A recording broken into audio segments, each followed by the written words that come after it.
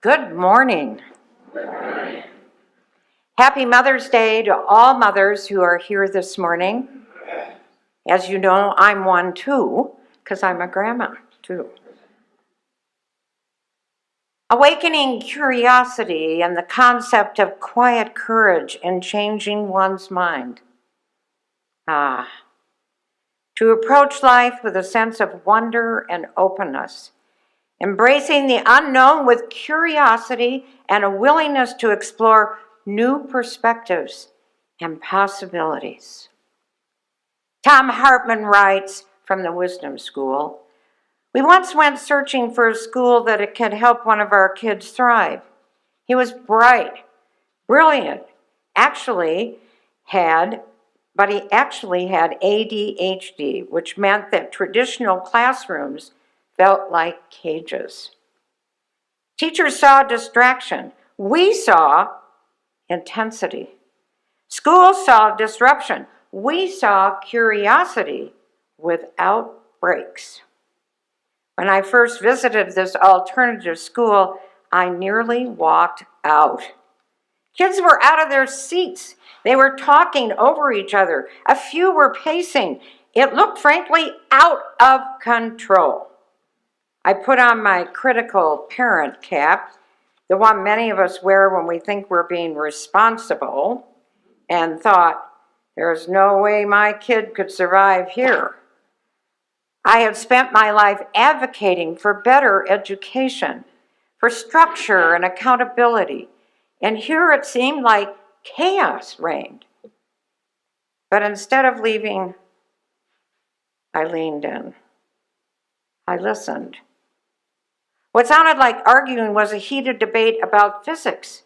A cluster of middle schoolers were passionately discussing the speed of light and whether dilation would make interstellar travel possible within a human lifetime. Another group was building a model to test a mathematical theory. The energy in the room wasn't disorder, it was engagement. These kids weren't being required to sit quietly and raise their hands like in regular schools. They were being required to think. We enrolled our child, and he thrived. And I learned something humbling. My first judgment had been wrong. Changing my mind about that school was uncomfortable. It required me to admit that my assumptions, formed by years of cultural conditioning about what real learning looks like, had blinded me to a deeper truth. Changing one's mind is one of the hardest things a human being can do. It isn't hard because new evidence is rare or because learning is unpleasant. It's hard because beliefs don't just live in the intellect. They live in identity, community, memory, and pride.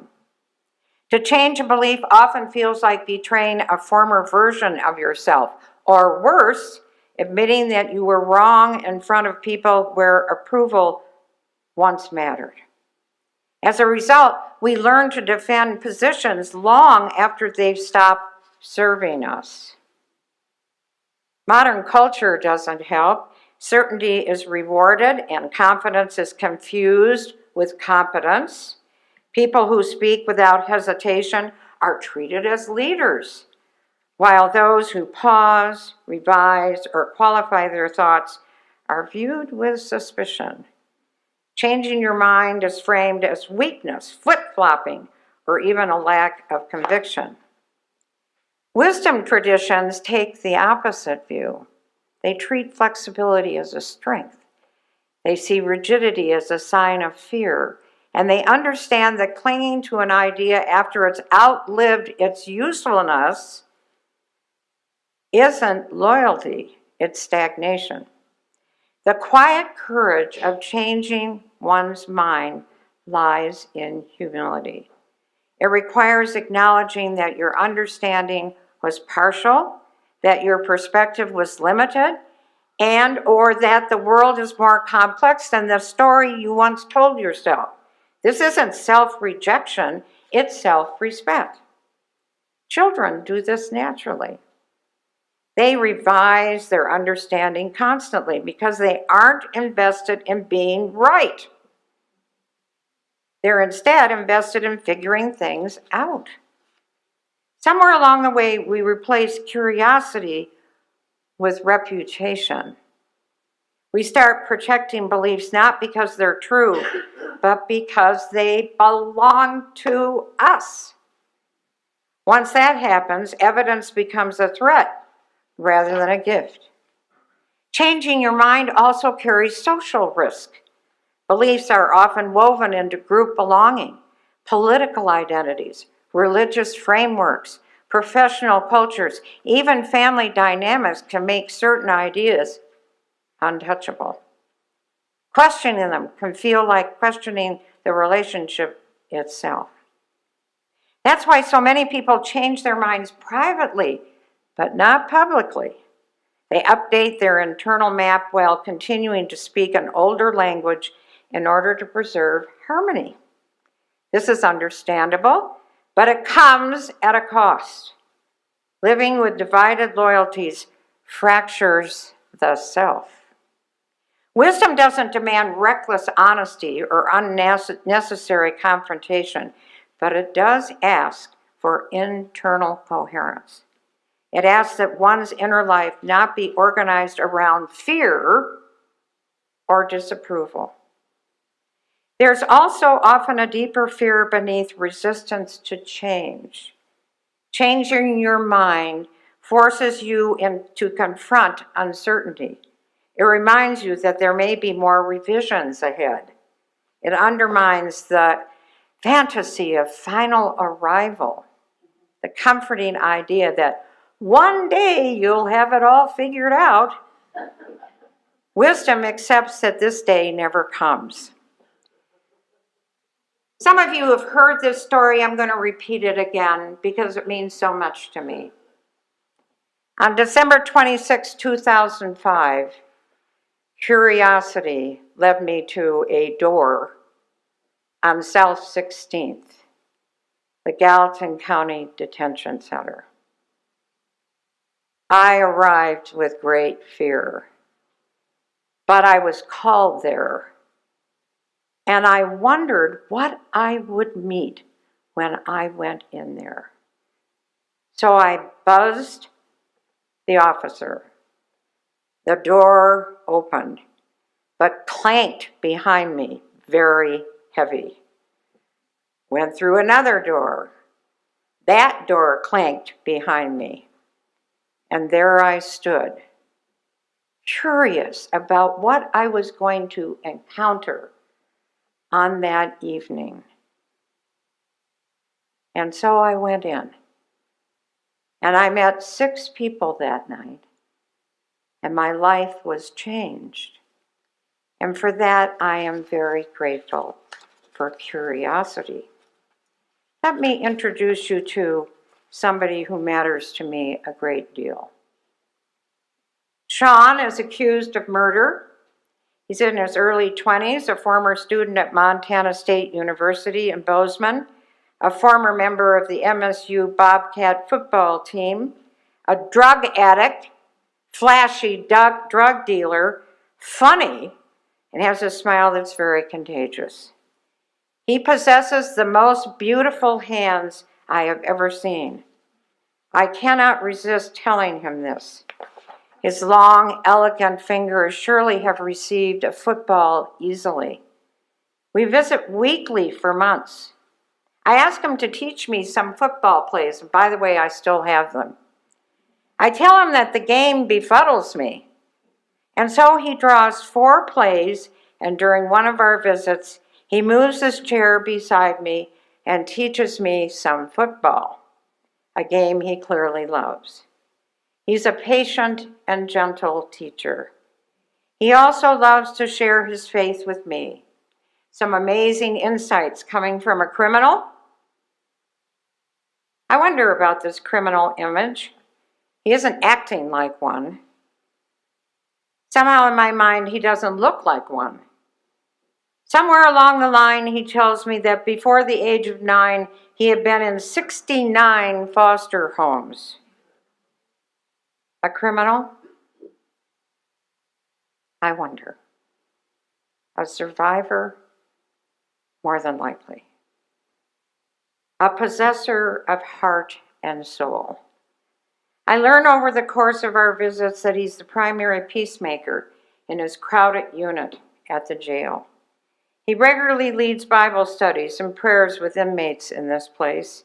He's never written up for infractions of the rules. He has the respect of the center's correctional officers, and over the months we visit, he becomes my teacher about heart and soul. Because indeed, he has them both. He has become a friend. He's sentenced to 50 years in prison. I think of him often. And the last time I checked, he's at a prison in Mississippi. Sean, I'm glad my curiosity, my wonderment about who exists in this place, who are they? I'm awfully glad that I'm coming to know who they are. Again, there's also often a deeper fear beneath resistance to change. Changing your mind forces you to confront uncertainty. It reminds you that there may be more revisions ahead. It undermines the fantasy of final arrival, the comforting idea that one day you'll have it all figured out, and I don't expect that I will ever have this ministry figured out. Wisdom treats understanding as provisional. It assumes that learning is ongoing, that perspective evolves, that curiosity just might prevail, and that growth includes letting go. This doesn't lead to paralysis, it leads to discernment. People who are willing to change their minds tend to listen differently. They ask better questions. They notice nuance. They can hold disagreement without turning it into combat. They're less interested in winning and more interested in seeing clearly. This doesn't mean they lack principles. In fact, it often means the opposite. When surface beliefs shift, deeper values can become clearer. Compassion, fairness, dignity, and honesty often survive multiple revisions. The forms change, but the cores remain. There's something quietly liberating about all of this. When you stop needing to be right, you become free to be responsive. You can admit mistakes without collapsing. You can revise without erasing your past. And you can say, I used to think this, now I think that, and mean it without shame. In a world addicted to certainty, this kind of openness is rare. It takes patience to sit with unresolved questions, to live without neat answers, and to trust that understanding will deepen in time. Thus, changing your mind doesn't mean you failed to think things through. It means you kept thinking. A kind of curiosity took hold. I know about that. Gallatin County Detention Center. A kind of curiosity.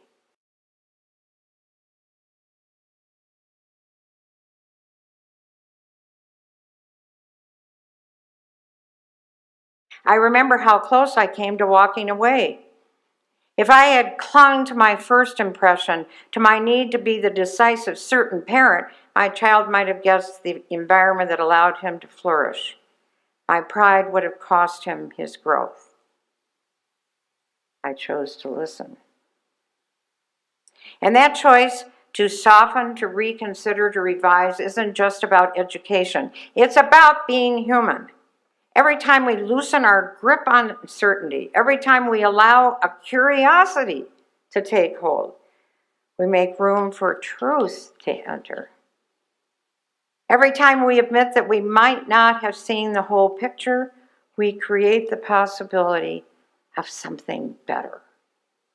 Quiet courage rarely looks impressive in the moment. It can look like hesitation. It can look like doubt. It can even look like weakness. But sometimes it's the difference between walking away from a room full of chaos and discovering a room full of brilliance. And over a lifetime, that willingness to change your mind may be the most powerful act of wisdom we ever practice. That willingness is one of the clearest signs of wisdom we have. It isn't loud. It doesn't announce itself. But over a lifetime, it shapes people who are less brittle, more humane, and better able to meet reality as it actually is. Quiet courage rarely looks impressive in the moment, but it's often what makes growth possible.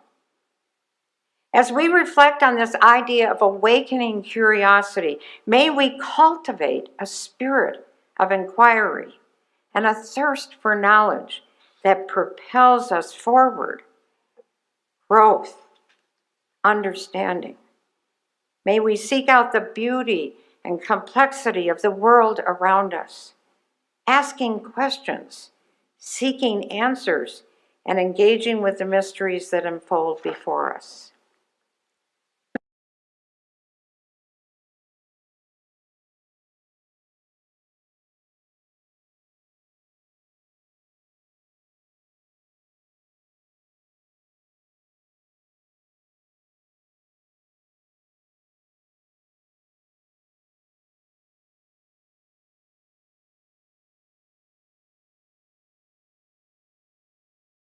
Thoughts and convictions. This journey of awakening curiosity and practicing quiet courage, may we be guided by the light of wisdom and compassion. May we approach each day with a sense of readiness to embrace change, knowing that understanding come from willingness to explore, learn, and evolve. May our hearts be open, our minds receptive, and our spirits be uplifted as we navigate the path of curiosity and quiet courage in our lives. I can honestly tell you, I'm awfully glad that this has happened to me, and I gift it to you. Curious. See something you never expected to see. Know something that you never expected to know. It's life-changing. Amen.